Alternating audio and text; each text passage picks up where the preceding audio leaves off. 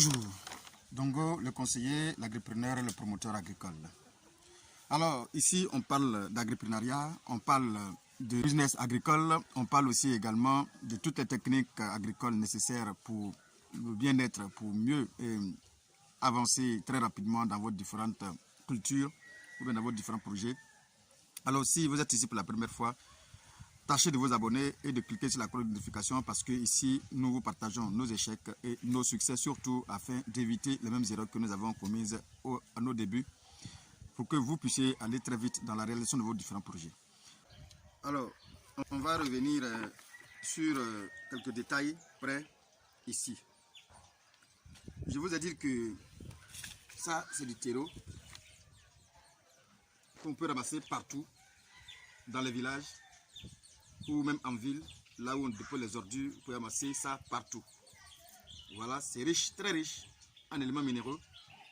Il y a déjà de N, il y a de l'azote dedans, il y a du phosphore, il y a de la potasse dedans, il y a tout déjà, il y a tous les ingrédients dedans pour la croissance de n'importe quelle plante. Mais le problème, c'est qu'on va l'isoler. C'est-à-dire, on va le mettre dans un récipient, c'est dans le récipient que ça va rester pour pouvoir alimenter les plants. Donc ça veut dire que les éléments qui sont ici, à un moment donné, vont s'épuiser. Ici aussi, je vous ai dit que ça, c'est de la bouse de vache. C'est ce que moi, j'ai sous la main ici. C'est de la bouse de vache.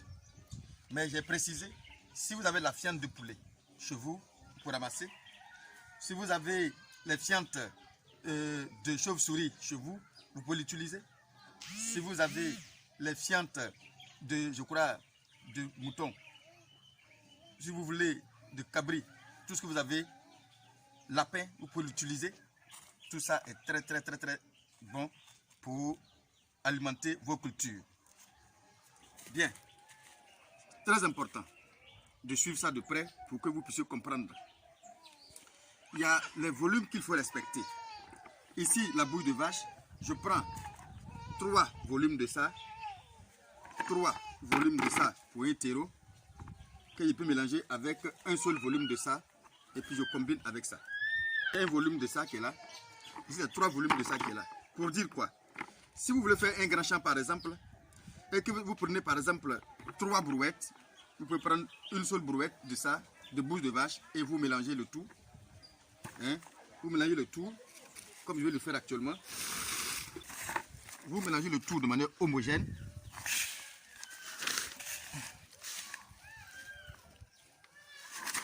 Donc, c'est mélangé maintenant de manière très homogène. Vous allez voir que tout est bien mélangé. Très bien mélangé. Alors, pourquoi on fait ça comme ça?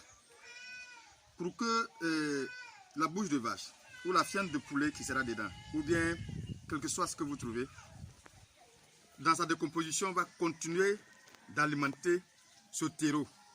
Parce qu'il faut savoir que ces éléments combinés vont subir une réaction avec la chaleur et l'humidité, va trouver une transformation et à cause des micro-organismes, c'est-à-dire tout simplement les bactéries et les champignons, vont continuer de transformer tous ces éléments-là en éléments nutritifs, en sels minéraux pour alimenter les cultures. Bien, c'est pourquoi on a fait ce mélange et à chaque fois, ce mélange doit être constitué, ça doit être là, vous allez comprendre pourquoi. Maintenant, qu'est-ce que je fais? Comme je l'ai fait la fois dernière, je vais remplir mon sac à moitié.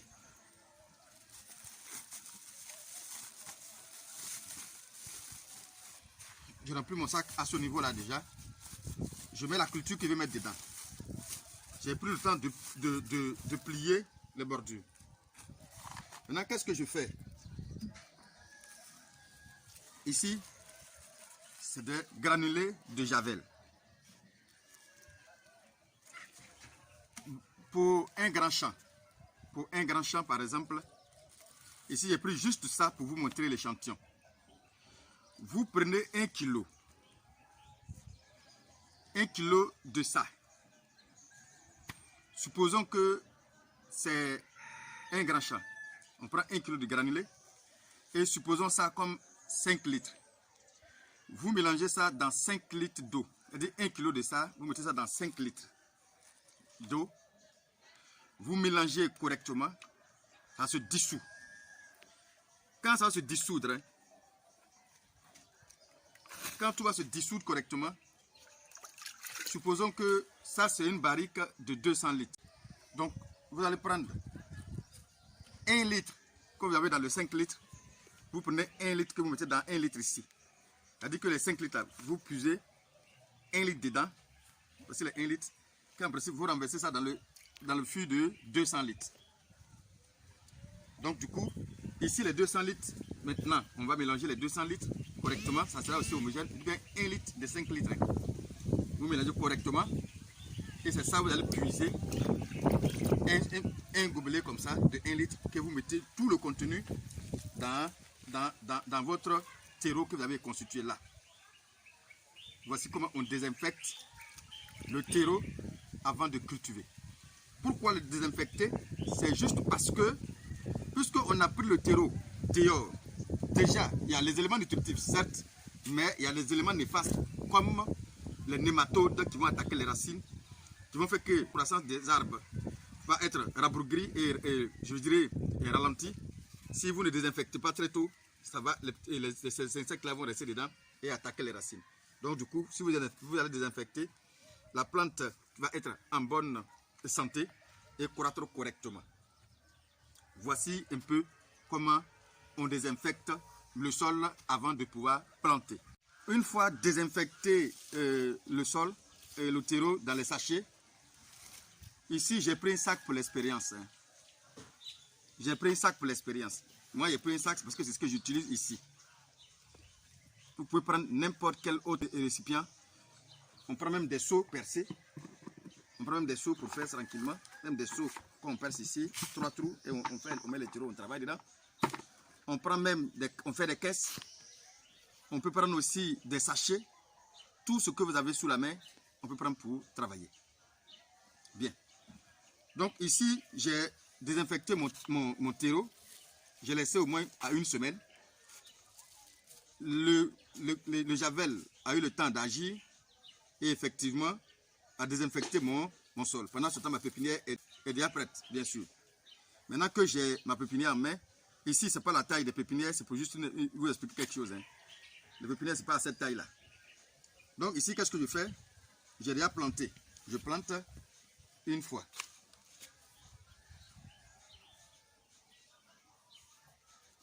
J'ai pris un plan long pour vous expliquer quelque chose.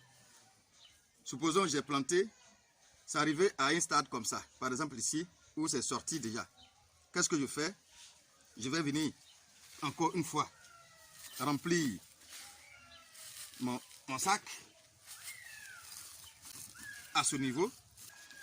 Je déballe mon sachet et je remplis encore une fois. Au fur et à mesure que ça grandit, je remplis. Donc, au fur et à mesure que ma plante grandit, je remplis et voici à ce stade que ça se trouve. Imaginez maintenant la longueur de là à là. Ça veut dire que la tige a eu le temps d'être à ce niveau, c'est-à-dire d'avoir le terreau jusqu'à ce stade-là. Voilà, vous voyez. Donc du coup, à ce stade-là, j'ai eu la terre a été en contact avec la tige. Quel que soit le pied, une fois que la tige est en contact avec un terreau, immédiatement, ça fait la façon des racines. Donc ces racines qui vont de là jusqu'à là vont être alimentées par les éléments nutritifs. Du coup, la plante aura le temps de mieux croître et de mieux évoluer. C'est pourquoi j'avais fait ça à moitié. J'ai fait ça à moitié, à un tiers, pour que à chaque fois que je sens la plante en train de croître, je complète le terreau.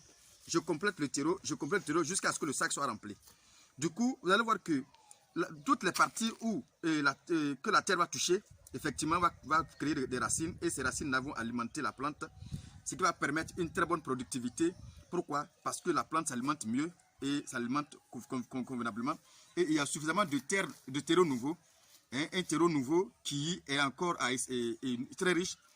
Donc ça veut dire quoi? Ça veut dire que je fais ça pour ne pas que le terreau soit épuisé. Parce qu'à chaque fois, je fais le même mélange, et je complète à chaque fois. Donc à chaque fois, il y a des aliments, il y a des aliments nouveaux qui vont venir alimenter la plante à chaque fois. À chaque fois, il y a des aliments nouveaux qui alimentent la plante. À chaque fois, il y a des aliments nouveaux qui alimentent la plante. Du coup, vous allez voir que la plante est toujours en bonne santé et la productivité sera intéressante. Du coup, vous allez faire un bon rendement parce que tout simplement, c'est la technique, ce sont les techniques simples pour pouvoir faire un meilleur rendement. Donc, du coup, il faut, si plus la quantité de terreau qui est dedans est consistante, plus vous allez un meilleur résultat. Voilà, c'est pourquoi vous devez prendre des sachets. Et surtout, comme il est dit, faites en sorte que ça soit toujours à moitié ou bien à un tiers pour déparer au fur et à mesure, compléter quand la plante grandit, compléter jusqu'à ce que vous ayez une bonne partie des tiges qui se trouvent dans la terre, qui va favoriser l'alimentation de la plante. C'est pourquoi j'ai pris cette plante-là pour que vous compreniez mieux comment ça fonctionne en fait. Voilà. Donc, c'est comme ça que vous allez effectuer chez vous, tout simplement. Et vous allez voir que si vous respectez ça, quel que soit, vous pouvez prendre des caisses, vous pouvez prendre des seaux, vous pouvez prendre des sachets, quelque chose que vous prenez. Et puis ça dépendra aussi effectivement. Hein. J'ai pris la tomate ici. Ça marche avec la tomate, ça marche avec les aubergines, ça marche avec les piments, mais ça peut marcher avec les laitues. Mais attention, il faut savoir que les laitues aussi ne vont pas en hauteur. Donc les laitues, c'est juste une faible quantité qu'on va compléter à chaque fois. Voilà, donc ça peut marcher avec les laitues, mais c'est une faible quantité qu'on va compléter. Mais avec ce système que vous voyez là, on peut faire n'importe quelle culture. On peut faire les carottes. Imaginez-vous, les carottes aussi, on peut le faire. Là, vous faites avec un terreau par exemple, les carottes ont le temps de mieux s'enraciner. Voilà, puisque ce sont des légumes à racines. Donc, du coup, vous allez voir qu'ils ont le temps de bien. Ça peut faire avec les navets, n'importe quelle culture, vous pouvez faire ça avec ça. Voici un peu ce que je voulais vous expliquer. Ok, d'accord, on va s'arrêter là aujourd'hui. Alors, la prochaine séance, c'est de vous expliquer comment fabriquer vos fertilisants naturels et bio et naturels, effectivement, pour fertiliser vos différents plants, hein, votre potager. Alors, à bientôt et à très bientôt pour la suite de la formation.